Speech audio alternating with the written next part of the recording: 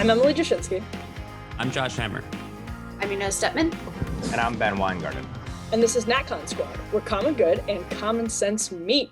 All right, NatCon Squad is produced by the Edmund Burke Foundation, the home for national conservatism. Subscribe now on iTunes, Stitcher, Spotify, YouTube, or wherever you get your podcasts. Today's show is packed, as usual. We always say that, but it's always true. The 4 segments we're going to tackle today, we're starting with Josh, who's talking about the saga of Elon Musk and Twitter. We spent a lot of time on that deal earlier in its life cycle. And we don't actually really know where we are in the life cycle at this point. So Josh is going to help us figure that out. I'm going to talk about how that really disturbing viral video from New York and how... Please call the operator. That was the intercom at work. I'm going to talk about the super disturbing video of the bodega clerk in New York who was sent to Rikers Island, had his bail released, and we'll get into all of that. It's basically the left criminalizing self-defense. And Inez is going to talk about another truly disturbing thing that emerged from our country this week, which would be the exchange that Senator Hawley had with a witness at an abortion hearing in the Senate Judiciary Committee, where she claimed is the wrong word, insisted that men could get pregnant. And then Ben is going to cover the tragedy out of Japan, the assassination of Shinzo Abe. So with that, I'll toss it to you, Josh. Okay, so welcome back, everyone. So we did a whole special episode at the time that Elon Musk announced that he was going to purchase Twitter, on the implications of that transaction, the possible fallout of that transaction, what kind of ripple effects it would have in Silicon Valley and all that stuff. So it is worth, I think, leading off the show with a discussion of the fact that this thing now looks like it is probably not going to go through. And so Elon Musk has now formally walked away from his $44 billion purchase of Twitter. Twitter's share price, like the share prices of so many other tech companies in recent months, has totally plummeted. It has gone down by double-digit percentage. And a lot of the reason that Elon Musk has publicly stated in recent weeks for his decision to walk away from this deal is that he has failed to get transparency as to the percentage of fake spam or bot accounts on Twitter. So for those of you who have a Twitter or are familiar with Twitter, of the prevalence, perhaps you might even say the ubiquity of bot accounts has been a long-standing problem, really going back to the 2016 presidential campaign, which I think kind of was a news cycle or a period of time that really kind of thrust this issue front and center. But Elon is, for various reasons, not satisfied with what he has gotten out of Twitter. So he is walking away from the deal. And we have now, just since last Friday, have seen the commencement of what's probably going to be some pretty nasty litigation, some pretty nasty kind of cross litigation. Elon, in kind of typically flippant Elon fashion, kind of tweeted out this meme, whereas kind of like I'm not going to be able to describe it sufficiently on air without showing it, but it was kind of like 4 quadrants, and the final quadrant was him like laughing, saying like, "Oh, because in the discovery in this litigation, we're actually going to discover the presence of bots on Twitter," right? So look, I guess there are a lot of questions that kind of follow on from this. But the point here is that the world's wealthiest man, the so-called benevolent billionaire who was saying all the right things, who purported to believe in, and for whatever I know, I mean, I'm sure he perhaps does believe in free speech and the importance of kind of securing the public square for open dialogue, to make sure that conservatives and those who subscribe to various other forms of wrongthink are not censored. He has now walked away. So the question that I have going forward is really, what does that mean? I mean, I've kind of been tempted to kind of put on my old corporate law hat, because I used to actually be a corporate lawyer and kind of get in there in the merger agreement and look at the forms of remedy. But I'll be totally honest with you, I'm too scarred from previous life experiences to kind of go back down that rabbit hole. So I'm choosing to focus more on kind of the big tech aspect of this and less kind of the corporate law, corporate litigation aspect of this. And I guess the question, and we can kind of throw it to the panel pretty early on, is where do we go from here? I mean, what does this mean for the future of big tech? And look, I guess my own 2 cents is that, this should only, I think, make us double down even more in our convictions that there has to be a public policy solution to this. The fact that, obviously after January 6th, we saw what happened with the collusive conduct with Amazon, Apple, and Google spiking Parler. And now we've seen the so-called benevolent billionaire. I mean, the so-called build your own Google talking point now has been shown time and time again to be just beyond dead. So whether it's 230 antitrust, common carrier regulation, or some some combination thereof, where the specific remedy ought to be tailored to the nature of the specific platform, where antitrust might make more sense for an Amazon, but perhaps common carrier regulation makes more sense for a Facebook or a Meta. That's what I've certainly been espousing over the past couple of years, and I think kind of the implosion of the Musk acquisition of Twitter should only make us double down on those convictions even more. One other question that I'd be kind of curious for y'all's thoughts on is whether Elon actually ever intended for this to go through. I mean, there is $1 billion breakup fee written into the merger agreement that obviously is part of what's being litigated right now. On the one hand, you have to be kind of crazy to, never intend to go through with something with $1 billion breakup fee. But again, this is the world's wealthiest man. And he is an interesting character, I think, to put it mildly. It's never entirely sure what is going on in Elon Musk's mind. So I'd be curious for y'all's thoughts on whether he actually intended to go through with this.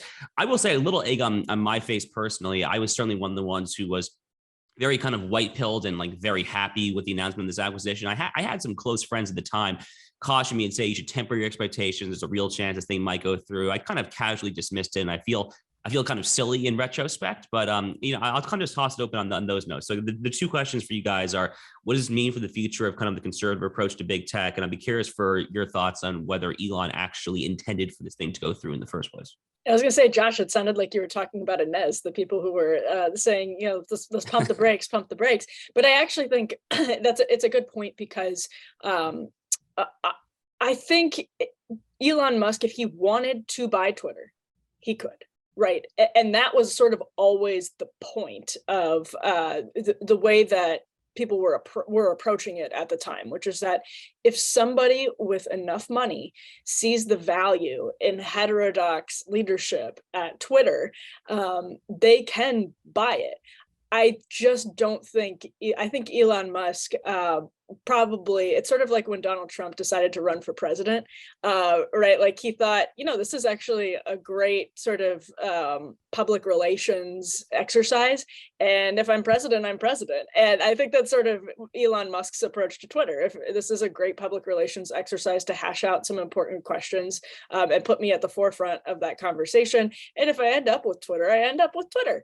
But the bots thing always seemed to be a poison pill.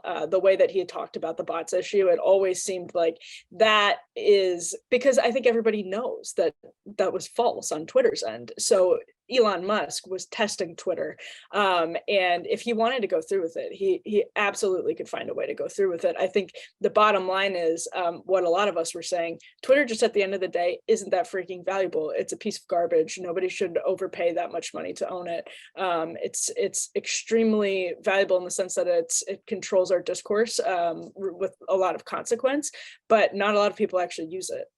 So it's valuable in that sense. If you want to manipulate the dialogue and you want to make sure that everybody refers to men as women and all of that in political conversations, then you sort of see the value in it. But at the end of the day, as a product, it just doesn't have that value. So I do think it's important to say that, like, if he did want to, he could. He really could. But why would anybody actually want to? That's the question. And that's the question I've always had.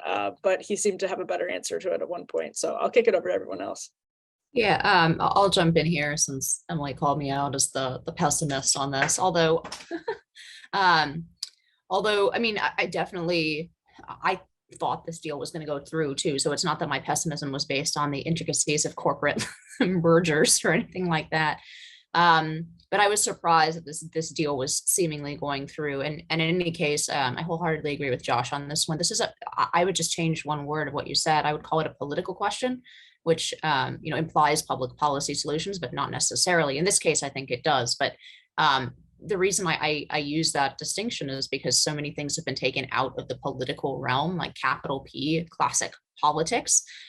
This is very clearly a question that impacts the national discourse. I would say it impacts freedom of speech, even if it doesn't impact the freedom of speech, right? And it touches on, I think, what are increasingly going to be the questions of the regime, right? Where we have essentially a private wing doing things like government that are wholly against our tradition, wholly against our conception of our own self-government and liberty, but are not technically connected to the government, even though they're communicating back and forth all the time, and therefore are evading constitutional protections on that basis. So I think that's kind of the shape of a lot of these problems. But I never thought that, even though it was enjoyable watching Elon Musk troll the left and watching the reaction to the possibility that he might own Twitter, I never thought that's really a larger scale solution to this problem. The problem is, as Josh said, political. The other aspect of this, in terms of what Emily was saying about whether Twitter is actually valuable or not. I mean, and here I'm going to quote Emily back to herself, which is she often says the value of Twitter, and she mentioned it here, but I just want to emphasize that point. That the value of Twitter is similar to the value of something like Jeff Bezos buying WAPO, right? It's not an actual asset as a company, but it's an enormous asset to shape the country. And that's how people should be thinking about it. So I actually think Twitter is very valuable. It's just not traditionally valuable as a company, just like the Washington Post is not traditionally valuable as a company. I'm so smart. Yeah, Twitter is valuable to the extent that it shapes and molds the American mind, to the extent that it is, at least as of now, one of the primary tools by which the ruling class monopolizes its favored narratives. And so I think, akin to that Jeff Bezos sort of analogy, this would be something of a lost leader for Elon Musk if he had taken control of the platform and operated in the way he indicated he would. And I should say, who knows if the deal is actually dead? You never know, actually, until the agreement is fully terminated and all parties have resolved whatever their disputes are. So let's see how this ends up. But let's assume, for the sake of argument, that it is fully dead. For one thing, this demonstrates, obviously, the idea is dead of build your own Twitter, but so ought the idea be dead that, well, you can get behind your own billionaire to buy any of these institutions and to take over these institutions with a handful of white knights stepping in. And that goes to Josh's point of, we ought to be looking at the much broader remedies that ought to be put in place in order to combat the fact that these institutions have been monopolized and weaponized against roughly half the country plus. Now, that said, I do think there were some positives that did emerge from this. One of them is that it exposed Twitter's staff and how disingenuous and, frankly, clownish they were in the struggle sessions that they had, and their lamentations over the fact that he might actually be purchasing this entity. In some ways, it should show you that the emperor sort of has no clothes, except, again, that this platform is still so powerful, or perceived to be so powerful by our betters. It also exposed a whole of ruling class counter response, which I think even goes to, in the intelligence officials who were putting out these letters talking about how, we need to strike down this potential antitrust legislation in Congress or other efforts to combat big tech, precisely because they view this as so valuable to dominating in public discourse. And so to that end, I do think there was a valuable counter response here. And the one kind of outstanding question for me is, what's the real reason that Elon Musk ultimately was interested and then that he pulled out of this deal? And I do wonder if all the scrutiny he was subjected to, his businesses were subjected to, his personal life was subjected to during this, actually ultimately deterred him from going through with the deal, if that potentially was really what killed it and not business reasons or any of the other myriad alibis that have been put forth. Last point I'll make, just tangentially related, there was one piece of good news on the big tech front. We're recording this on Tuesday. There's some news out of a court ruling that states, namely Missouri and Louisiana, who had filed a complaint about anti-First Amendment collusion between the administration officials and big tech, will get expedited discovery with respect to that collusion allegation. So perhaps we will finally get some insights into the machinations between government officials, the ex-DGB Disinformation Governance Board, and these tech companies with respect to the narratives that they have suppressed and the censorship that they've engaged in. So maybe one small glimmer of hope in a sea of gloominess here. So we'll transition then to our second topic, which is, speaking of gloominess, fairly disturbing, but I think there's a broader point to be made that's really important in this moment when violent crime rates are rising in some cities, actually many cities, major cities, big cities, Washington, D.C., Los Angeles, San Francisco, obviously. It's not as though all crime is going up everywhere, New York City, but violent crime is going up in many major cities. And whenever that happens, it has a sort of psychological effect on people, on taxpayers. And progressive prosecutors have been linked to this by creating incentives or taking away those disincentives. And I think that's an important point. But the case of Jose Alba, who was manning the desk at a clerk in a bodega, as Jill Biden would say, a bodega in New York City, when a man whose girlfriend had not been able to purchase a bag of chips from Alba because I believe she didn't have enough money on her EBT card, came up and started physically assaulting this man, who's I believe 61. So you have a much younger, bigger man starting to rough him up behind his own counter. Alba stabbed him to death. The girlfriend was involved in the assault as well. Alba was immediately sent to Rikers Island on $250,000 bail. That was later moved down to $50,000. But he is dang lucky this was on camera, because even with it being on camera, the progressive prosecutor in New York City sent him to Rikers and lowered his bail to $50,000. So it's a sad story that anybody's life was taken and that anybody had to take a life. It's tragic that Alba himself had to be put in that position while he was doing his job. But I'll toss it open to the group just with a question of, does this not affect the way people see their ability to defend themselves? And does it not affect the way criminals see people understanding their ability to defend themselves? That is, if people are nervous to defend themselves because they'll end in, someone's death, their attacker, their assaulter's death, and then have $250,000 bail, be in Rikers, doesn't that not give criminals more incentive if they know that your average person is less likely to defend themselves because they're scared of the prosecutors? It just seems like our ecosystem, sort of legally and interpersonally, is being severely disrupted. Yeah, I mean, the answer to both your questions is of course it affects the way that both criminals and law-abiding citizens see the dangers around them in an urban environment with quickly rising crime. This is very clearly to me the Bernie Goetz case of 2022, right? Just to recall back to the 80s when New York was pre-Giuliani, there was a case involving a man named Bernie Goetz who was on the subway, which was then a hotbed for crime, as it's starting to become now. A guy, he kind of watched a band of guys position themselves around him in the subway. And then one of them came up and asked him for $5, upon which he took out his illegal concealed carry gun and shot all 5 of them, I believe, although I think at least half of them survived. And so the case turned around whether or not it was reasonable to pull out your gun and shoot 5 people upon being asked for $5 on the subway. And the people of New York essentially said, yes, in this environment, it is reasonable to assume that you are about to be mugged or seriously injured or even killed in that environment. And I think this has a lot of the same hallmarks of that case, except that it's actually stronger, I think, legally, since this guy actually put his hands on him, started very clearly a intense physical altercation. You can see that on the video. So actually, this guy has a much stronger case. We'll see what happens when it goes to a jury.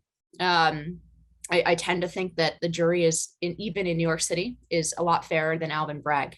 But that remains to be seen. Perhaps we'll see the result of the debate Ben and I had actually, a week or 2 ago on this podcast about whether the institution of the jury is overly corrupted like the rest of the justice system or not. But this is a very clear case of self-defense. I think this case will resonate with not only people in New York City, but people living in cities across America as the case of somebody who was a law-abiding citizen, who was a victim of the escalating violence in the city, and then defended himself and was, sort of held up by the system as the problem, when in fact, and actually, I don't know, Emily, you might have mentioned this and I might have missed it, but the woman who initially started the altercation, she was not arrested, right? That's correct. She was not arrested. She was not charged, even with some more minor offense. So that just adds to the egregiousness of the charging decisions and the prosecutor's decisions in this case.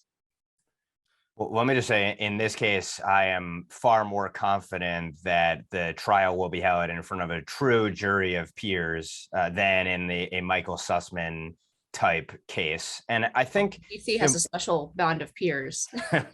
Right, exactly. It depends on what the definition of peers is here, I guess. But I will say that I think this story is a microcosm of a much broader theme that, of course, we've seen play out in a number of cities and maybe even at the federal level, which is that we've had not just the perversion of our justice system, but the total inversion of our justice system. And I think it manifests itself in a few ways. First of all, with progressive DAs like an Alvin Bragg. Essentially, you could make the case that they view their jobs as defending criminals over defending law-abiding citizens. So in essence, they believe in perpetrating injustice by protecting those who are assaulting justice. A couple other points.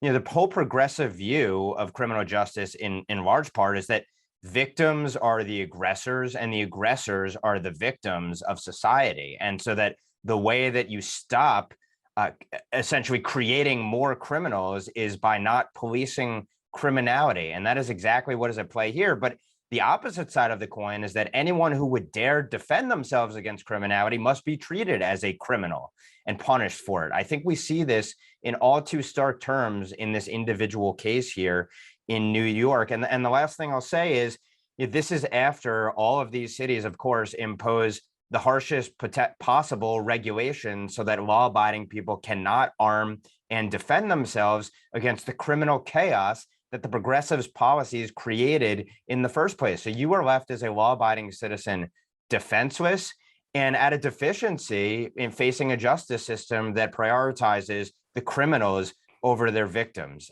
I don't think the vast majority of Americans, even coastal elites, ultimately like the implications of where this goes, but we have yet to see them vote all the bums out. Let's see what happens in the next couple of years.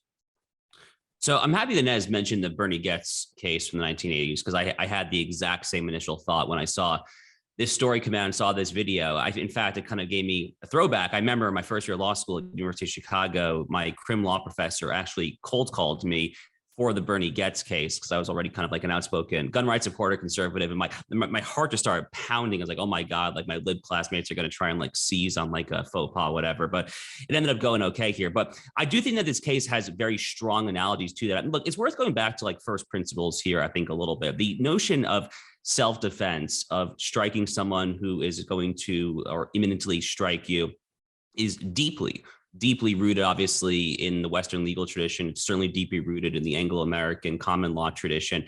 To kind of even just go almost like sectarian religious perspective, from a Jewish perspective, there is a direct, unambiguous Talmudic exhortation that if someone tries to kill you, you rise up and strike him first. That is unambiguously right there. And Western law has always followed that axiom, really. So, the notion here that that this ended the way it did, obviously, I think shines a spotlight on really exactly what Ben said, is that to the leftist kind of Soros-funded progressive prosecutor mentality, to the Alvin Bragg, Kim Foxx in Cook County, Illinois, in Chicago, obviously the recently recalled Chesa Boudin in San Francisco, and George Gaston down in Los Angeles County, California, the victim, the victim is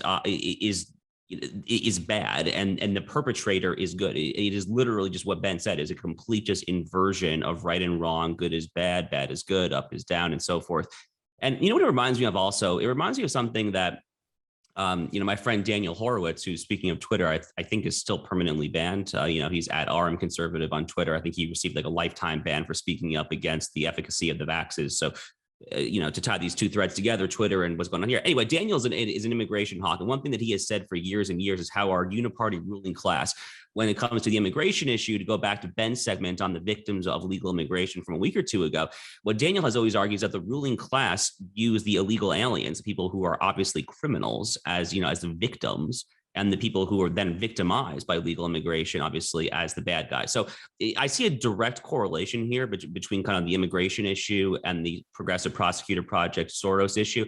I think if Republicans can kind of tie those strands together, they have very, very, very effective fodder for this fall's midterms, because obviously the southern border is deeply porous and is wide open right now as well. So if they can kind of package those together, kind of this tying the idea of crime in urban areas, especially, to the wide open southern border, that's a very attractive message, I think, for suburban moms, obviously, which is kind of the quintessential swing district that Republicans would do well to try to win back this fall. So with that, I'll kick it over to Inez. Sure. To discuss something that probably a lot of the listeners have seen, at least clips of. This is an exchange between Senator Josh Hawley and a Democratic witness in an abortion hearing that happened on Tuesday. We're recording this a day later on Wednesday.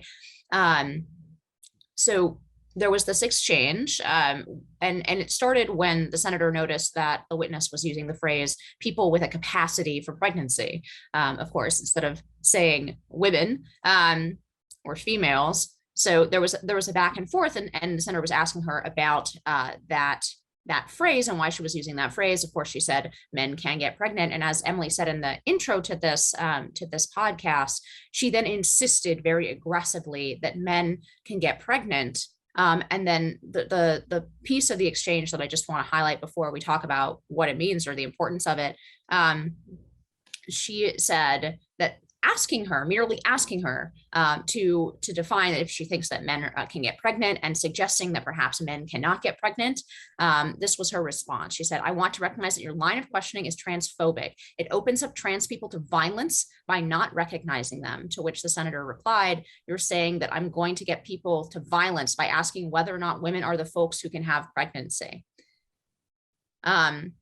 So this whole exchange was incredibly condescending, and this woman was very unlikable and enraging. But and I know Josh has something to say about the black pill of realizing that some people think that this was a reasonable exchange on her part, apparently. But I actually want to talk about the importance of this from a broader perspective. Obviously, this shows how far the center of the Democratic Party has shifted on cultural issues, that acknowledging that women are the ones who get pregnant is extremely controversial and apparently is violent, is leading to violence. That in itself, that kind of radicalism being commonplace in a hearing is worth taking note, even if it's repetitive. We know this is where the left has been going for quite some time, but it's still worth stepping back and noting the absolute anti-reality radicalism of that kind of insistence. But the larger point here I want to make is that this woman is a UC Berkeley law professor, right?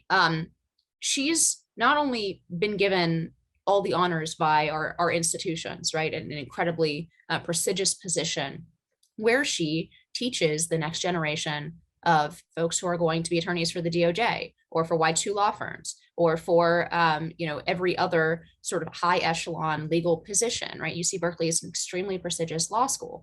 This is really the larger context for this kind of craziness, right?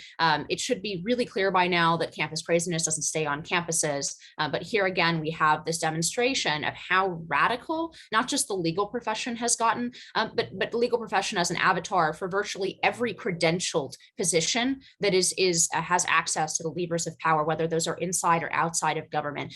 So this should just be a crystallized reminder that in fact our institutions are extremely bought in to an ever more radical version of this ideology or religion, whatever you want to call it. And that, because the reason I bring this up, I think, is because it's easy to get, maybe this is my role, I guess, always, especially vis-a-vis Emily, but is to be the pessimist. It's easy to get a little bit too optimistic, I think, when we see two things. One, the numbers coming up in the midterms, and then, of course, the pessimism there is what are Republicans going to do with that power? But second, because we see a lot of high-profile defectors, a lot of people who seem like, you can say, oh, like at least there's a reasonable majority out there. There seem to be people even from the center and the center left who are horrified by the direction of the left, more generally in the Democratic Party. There's a strong majority here. There are reasonable people still in this country, and the reason that can all be true, and we should still be very, very scared and pessimistic about the future of this country, is because the institutions and the elites in this country are almost monolithically and religiously bought in to the most aggressive and far left version of wokeism. And that isn't changing anytime soon. In fact, it's going to get worse before it gets better because of the demographic turnover, by which I mean Gen Z and younger millennials coming up through the ranks. The folks that this witness is teaching in her law school classes in UC Berkeley today. So with that, I guess the questions for the rest of the podcast would be, what is the larger impact of this? How does it impact the midterms? But also, how does it impact how we should think about kind of the relative winning and losing here of I don't even want to say the right and the left, sanity and this ideology? So, I mean, like a few thoughts jump immediately to mind. First is, I interned for Senator Mike Lee after my first year law school summer. This is where Rachel would be really needed. I mean, we need Rachel for everything, obviously. We wish her well in her early motherhood. But as far as like Senate procedure is concerned, how was this not just, how is it not like a gavel to order or anything like that? I mean, this seemed really out of line, honestly, the way that the witness was treating Senator Hawley. That was one of my very first reactions from watching that particular exchange, which I thought Senator Hawley acquitted himself quite well. But to Inez's, she referenced a tweet that I issued this morning. We're recording this on Wednesday. I basically said that what I saw as like the reaction to that exchange was a fairly blackpilling moment for me, because it seemed like large swaths of the institutional left, I mean, the MSNBC, New York Times crowd, really thought that this law professor like won that exchange and like got Senator Hawley, like exposed him as like the transphobic bigot that he is.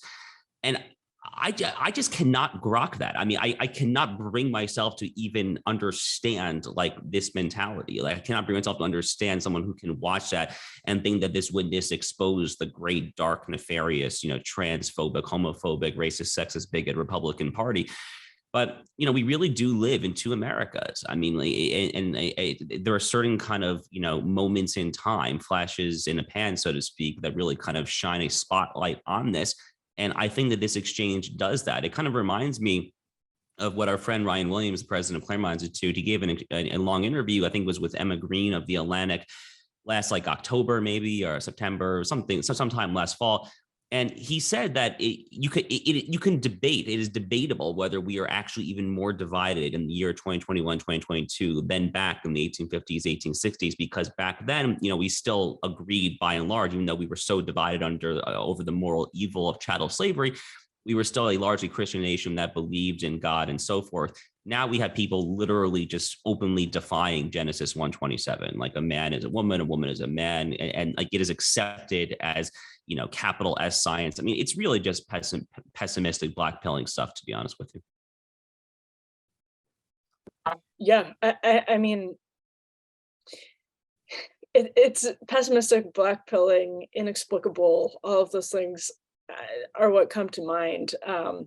But it's also pretty strange from, as we've talked about many, many times, from the movement that purports to be supporting women.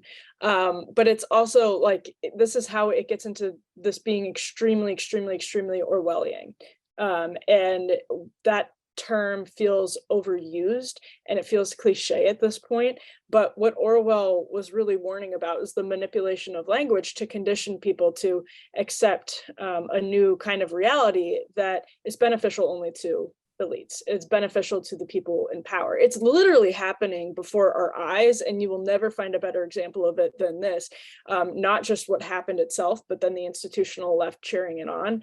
And so when we say Orwellian, we think like creepy and weird and dystopic, but what he was really writing about was so specific, as I know all of us realize that, but I feel like, Orwellian just gets tossed around so much this time that maybe sometimes it loses its value, because this is happening under our noses, and it is specifically exactly what Orwell was writing about in a deeper sense, which means that elites are conditioning us, and we are going right along with it. And that's, when you see the media jump at something like this, coming from a law professor, so you have how many institutions implicated just right there. The Senate Democrats brought her in. She is a law professor at Berkeley, and the legacy media thought all of this was good. This is not just a throwaway moment. This is something so much more deeper and more serious. It's not just a silly sound bite. It's not minor. It's an example of something that's happening that's very, very serious. And we are being sort of manipulated by the people in power to basically go along with a transhumanist agenda, and which is ultimately an anti-human agenda. And gosh, it sounds like Alex Jones 10 years ago talking about that, but it is really true, and it's happening like in front of us, and we're just sort of coasting. The first thing I'll say is I'm struck by the fact that the trust the science people now apparently believe that science is violence. And I'm not sure how they square that circle. And this goes back to also to the point about the party that supposedly stands up for women can't define what a woman is, won't define what a woman is, subject women to competition from men in sports, et cetera, et cetera. It boggles the mind, but consistency is not the purpose here. Power and dividing people and imposing an identitarian ideology on society to manipulate and exploit for power is the entire point of this.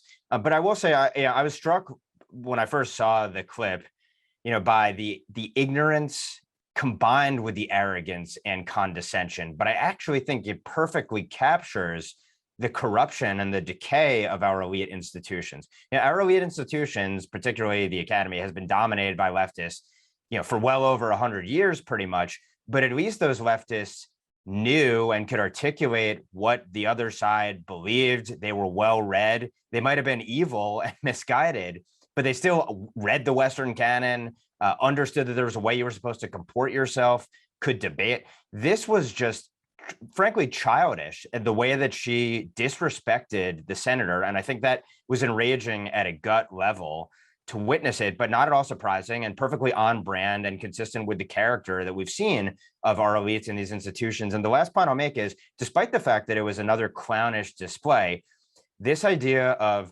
essentially speech we don't like is violence. And then the response is, let's engage in a war on wrongthink, including a literal counter-terror campaign, is what makes this not just ludicrous, but also completely dangerous. That the campus is not just in these elite institutions, but it's actually weaponized using the force of law and the national security apparatus against Americans, which I've been harping on for 18 months plus, but I think it's perfectly illustrated, again, in part, in this exchange. With that, I'll be happy to jump back and talk about a very sad and tragic story, really a stunning story that has unfolded in recent days, which is the assassination of Shinzo Abe, the longest tenured prime minister in Japan's history. And I'll start by talking about kind of some of the various takes from our political class and the media, and then jump into kind of actually what is the legacy of Shinzo Abe and what your all thoughts are on it. So the first thing is, I just have to get out of the way. The White House's letter of condolence, which is just enraging when it says, well, there are many details that we do not yet know. We know that violent attacks are never acceptable and that gun violence always leaves a deep scar in the communities that are affected by it. What kind of sick mind, when a person is assassinated, a leader, a head of state, former head of state is assassinated, has to work in the political line about quote unquote gun violence? No, a deranged person built this gun and then assassinated him. That's the story here. So once again, our elites beclowning themselves, but with deathly serious consequences when this is really this is the seminal issue that they highlight when you're talking about a head of state and a vital partner, by the way, to America's national interest being assassinated here. I also found that the media always reveals so much more about itself than the people and subjects that it's covering. And we certainly saw this here. So NPR, what does it do? It labels Shinzo Abe in a tweet a quote unquote divisive arch conservative. And they later modified to ultra nationalist. And this nationalist versus internationalist theme is definitely apparent depending upon the perspective and the source of the various takes on Shinzo Abe's legacy. So the New York Times, once again, I'm overusing this word today, but clownishly lumps Shinzo Abe in an article, I believe this was by David Leonard, with the world's modern breed of nationalist leaders alongside Viktor Orban in Hungary, Vladimir Putin in Russia, Xi Jinping in China, and Donald Trump in the US.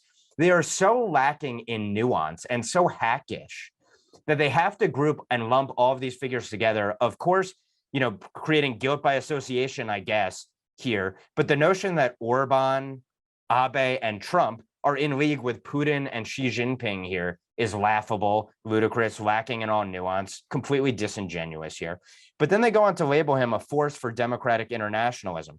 Interestingly, Matthew Pottinger, who had plenty of dealings with Japanese leadership and was the leader, one of the key leaders in the Trump administration's China policy, wrote on the event of Shinzo Abe's assassination that Abe should be credited with defining the concept of an Indo-Pacific, and a free and open Indo-Pacific was sort of the vision that the Trump administration and other allies in the region have sought to foster and protect.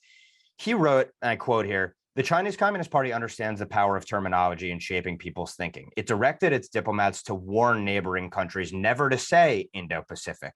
The threats failed, however, and the term spread. Southeast Asians announced a new Indo-Pacific outlook. Capitals as far as Brussels and Berlin drafted Indo-Pacific strategies. Paris promoted a curiously announced Indo-Pacific axis. By defining the region on their own terms, not China's, countries took a stand for their national sovereignty. Abe understood sovereignty as a basis for solidarity between nations, no matter their form of government, when confronted by neighbors dreaming of empire.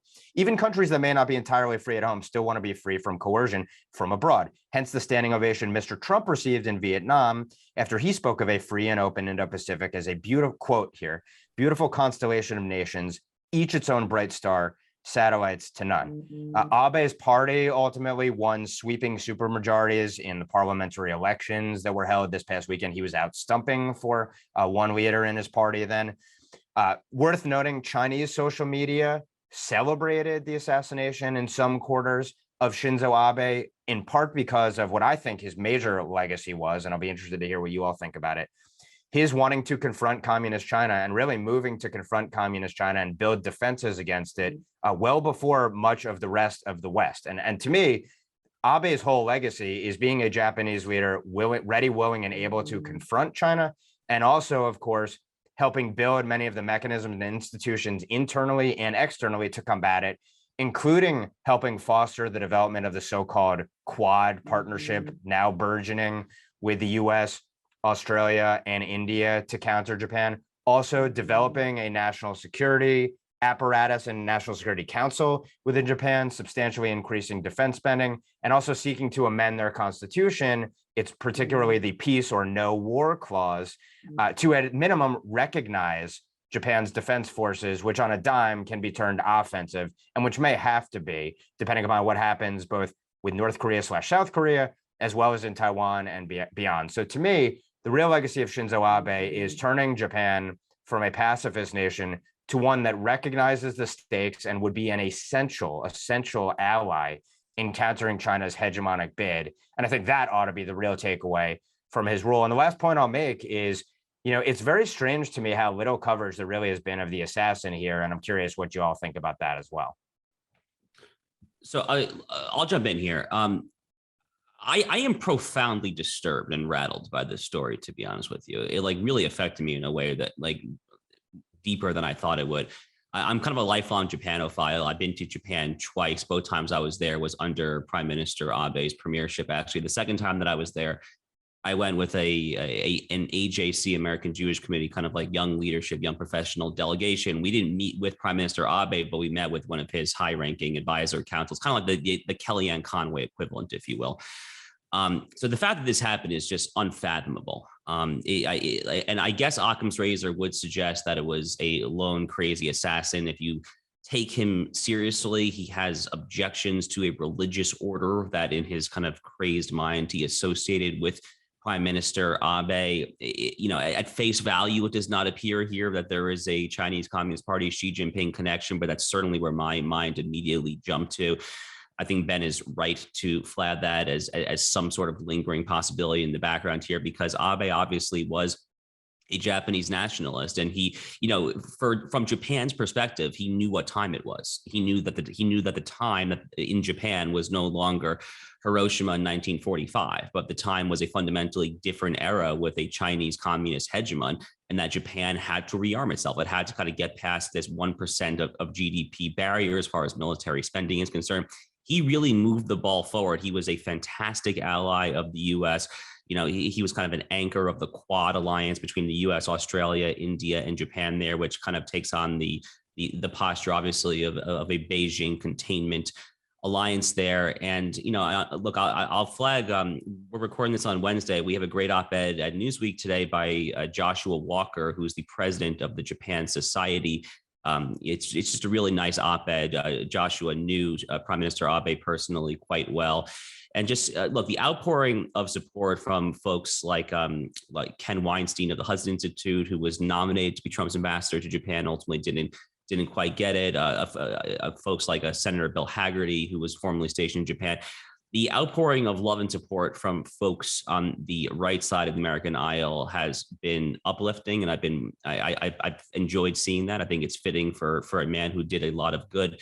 But to Ben's point, I mean, this extremely sloppy and tendentious viewing as him as kind of this arch nationalist figure who's in cahoots with Putin. It's just nonsense. The Chinese hated Prime Minister Abe. So the fact that he was ever in cahoots with the authoritarian actors there is just bat crap insane. I guess I'll just add, I mean, I don't know nearly enough about Indo-Pacific relations or nearly as much as Ben or Josh, but, obviously this is a kind of incident that should shake us a little bit. It feels perhaps more like Reagan being shot by the guy who was in love with Jodie Foster than any larger political sort of plot or anything beyond this one crazy guy, at least at this point. But it still feels like it's underscoring that sort of bumpy reentry into history right after, especially after the sort of post-war, especially post-Cold War period, the 90s, right? This all felt very, very much, and I hate citing this phrase just because it would irritate. I feel like it's one of the most irritating things in the world is that Fukuyama always gets tagged with this phrase, the end of history. In fact, the essay is not really making that argument. But nevertheless, there was that feeling of the end of history, right?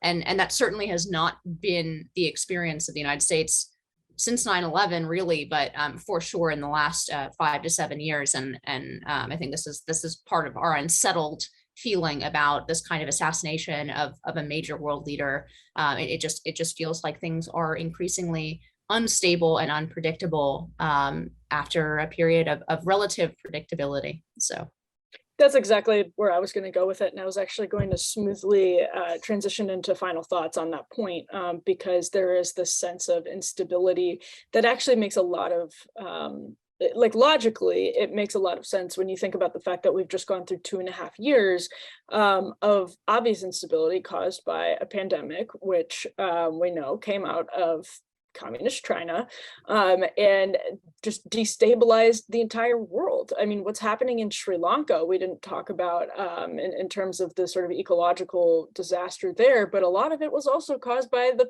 pandemic. It was caused by tourism plummeting during the pandemic and all of these things.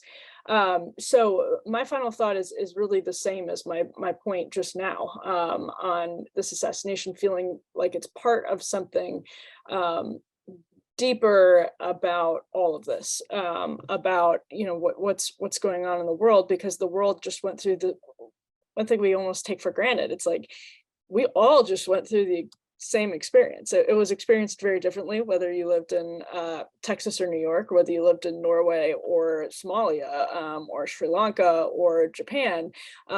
But we all just went through the same threat of the same virus, and it's had a dramatic effect on every single corner of the earth, seemingly, every single populated corner of the earth. And that's, I think, contributing to this. We see it especially in higher education and in K through 12 education. There's some sirens behind me, perhaps proving my point at this very moment. But it does seem like something is off in the world. And just the last thing I would say is, we talk about this all the time. That's going to happen more frequently. To Fukuyama's point, actually, which a lot of people don't understand, if anything, we're going to keep feeling like we're teetering, because the cycle of history has sort of been accelerated by globalization and technology, and it certainly feels like that's the case here. So it's been a very active past week, and there's like one major story that we haven't even addressed on this hour. So I feel like it's probably worth mentioning, of course, which is the collapse of the Boris Johnson-led Conservative Party coalition in Parliament in London. So Bojo kind of came to office in 2019 amidst kind of a fervent promise to actually make Brexit happen. So Brexit, of course, was the shot heard around the world in June of 2016.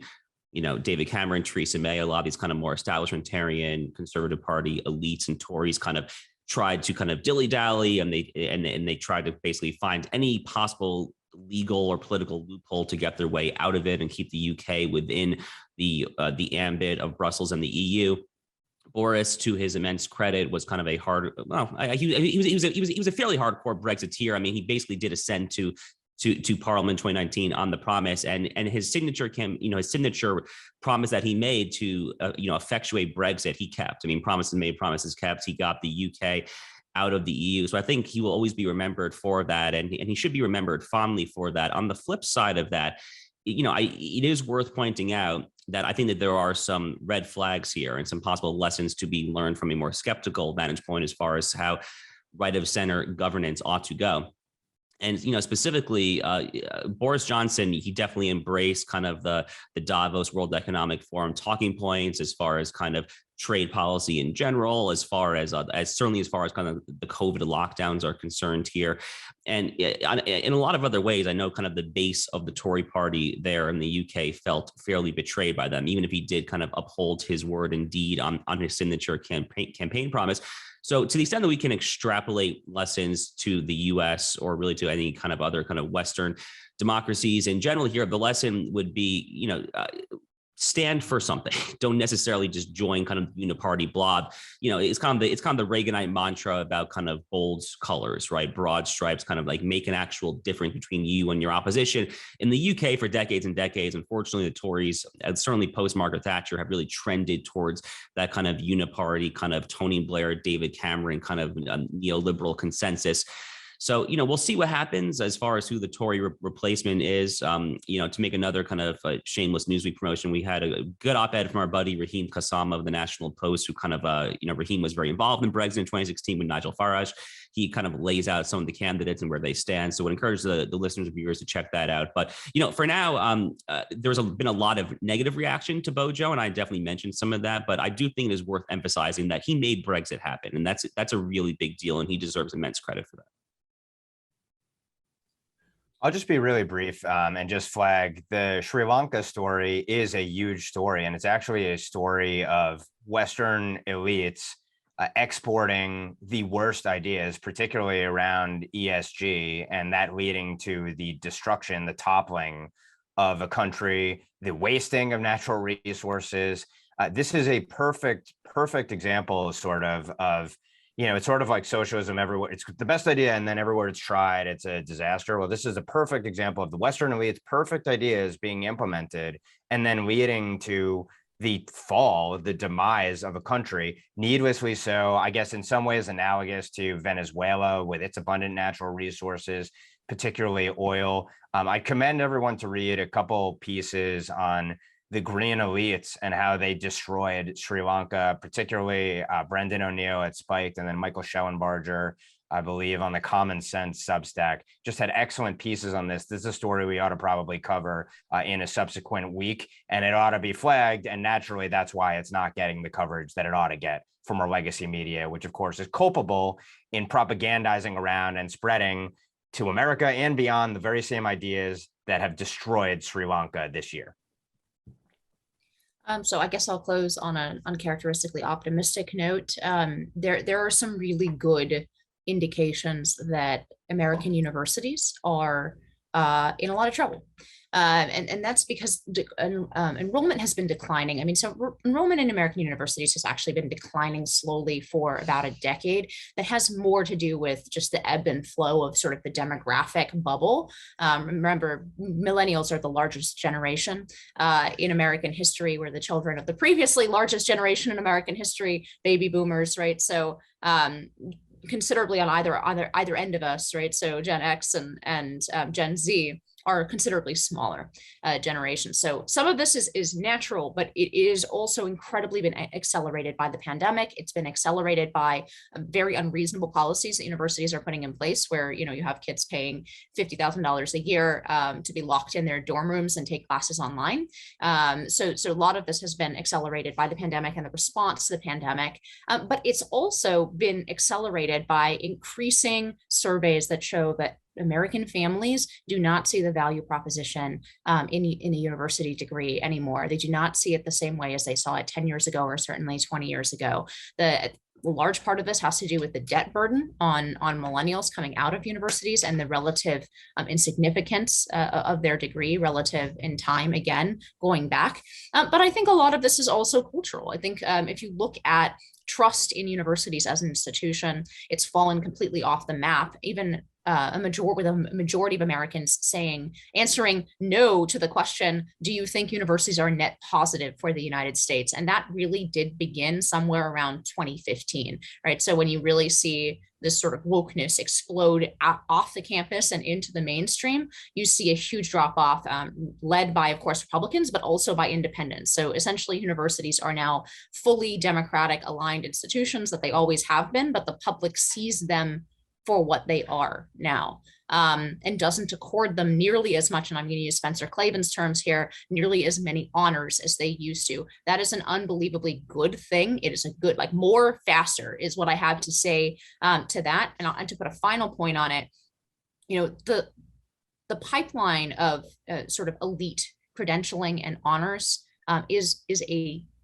it's essentially a collar around the neck of a lot of people who know that the direction of this country culturally is going to send us off a cliff. I think that's really demonstrable, especially in kind of the tier of extremely elite prep schools that feed into the Ivy League.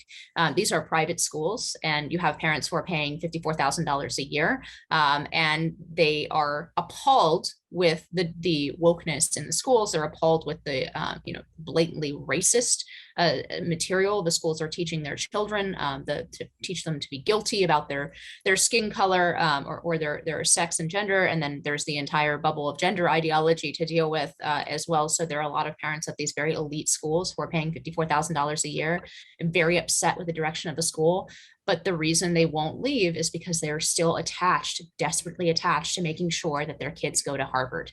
That is something I think increasingly we're going to have to let go of. And actually the American people, especially I think working and middle-class American people, are letting go of the idea that universities are anything close to what they were 20, 30 years ago, and certainly, 50 or 100 years ago. So I think that that's actually some reason for optimism, that the American people are recognizing what universities actually are, and they are rejecting the increasingly not worth it value proposition of going into them. Well, on behalf of Ben, Inez, and Josh, thank you so much for tuning in. I'm Emily Jashinsky, and we'll see you at the next NatCon Squad.